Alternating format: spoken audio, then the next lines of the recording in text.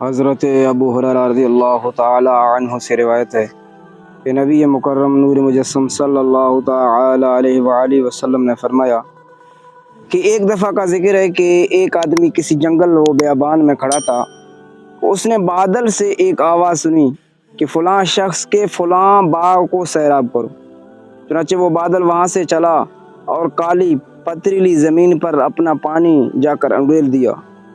پھر نالیوں میں سے ایک نالی نے سارا پانی جمع کر لیا۔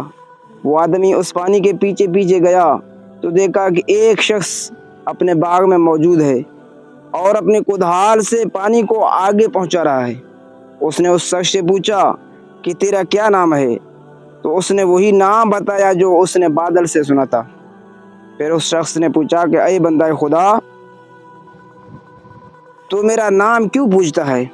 اس نے کہا کہ میں نے اس بادل سے جس کا یہ پانی ہے آواز سنی تھی کہ کوئی کہتا ہے کہ فلاں شخص کے باغ کو جا کر سیراب کرو، اور تیرا نام ہی لیا گیا تھا۔ تو ذرا بتا تو صحیح کہ تو عمل کیا کرتا ہے؟ اس نے کہا کہ جب تو نے یہ بات کہی ہے تو میں بتاتا ہوں کہ میں دیکھا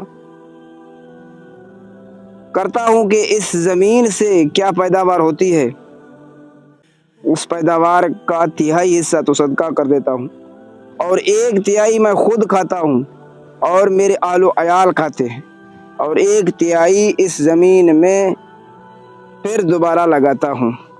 تو پیارے مسلمان بھائیوں، ضرورت مند لوگوں پر صدقہ و خیرات کی فضیلت معلوم ہوا کہ مسکینوں اور مسافر لوگوں کے ساتھ نیک سلوک کرنا چاہیے۔